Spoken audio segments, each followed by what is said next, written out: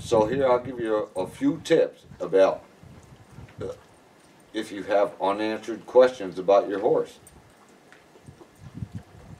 So the first thing I'll tell you is you're not going to get the answers you're looking for if you tie the horse up or you hold someone to restrain him.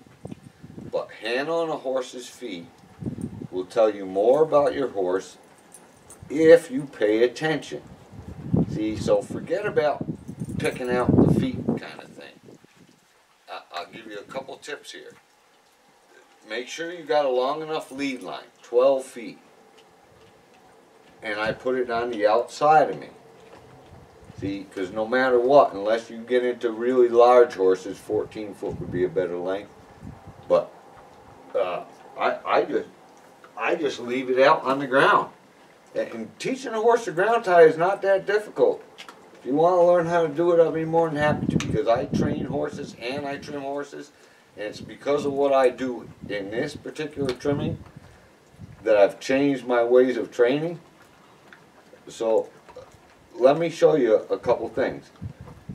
And forget about getting down to the bottom of the hoof.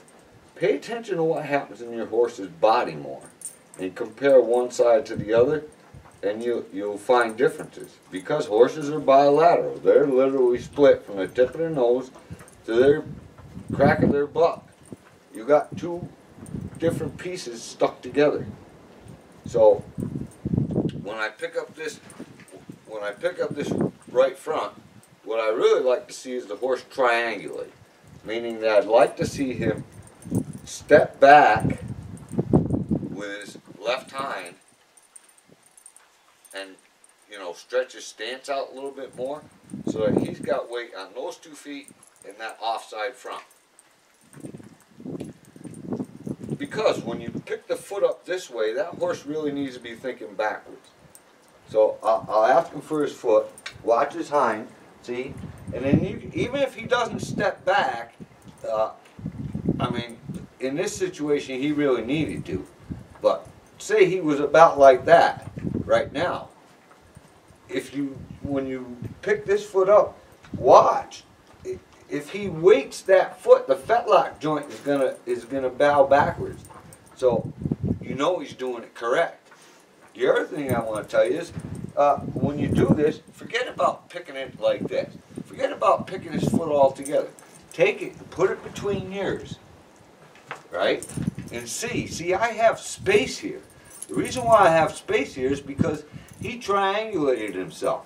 He's got his weight set back, he's got his back legs spread, and he's got his weight on his offside front. So the other thing I do is right here. I rest my arm on his shoulder, right? I ask him to share space with me. So just slide your foot down here, right?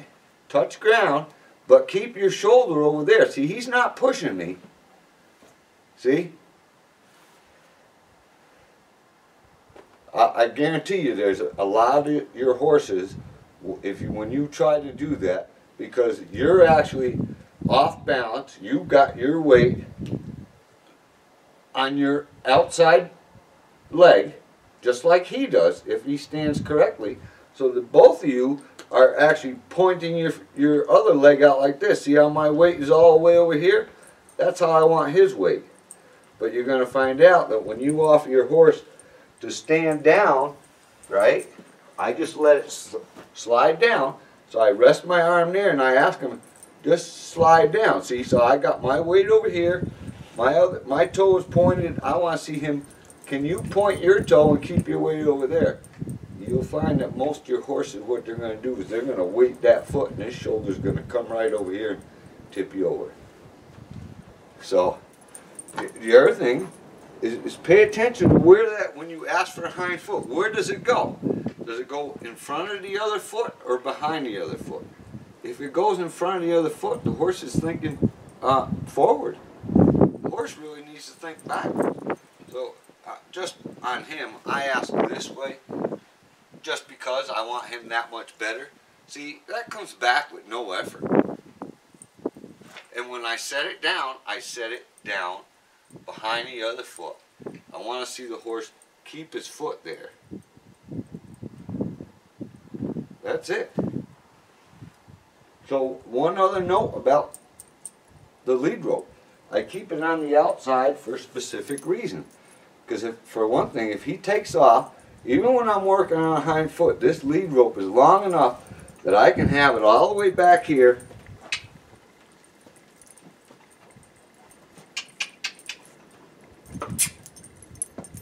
I can have it all the way back here.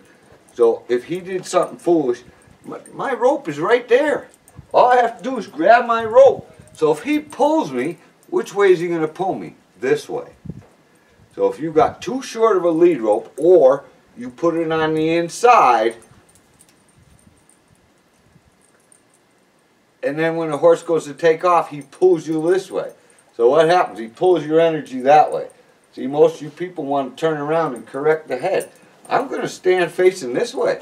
He takes off, I'm going to still stand facing this way. I have the lead rope right here. Where's he going to go? He's going to go out and around. So, you know, there's a lot about this that I know and understand.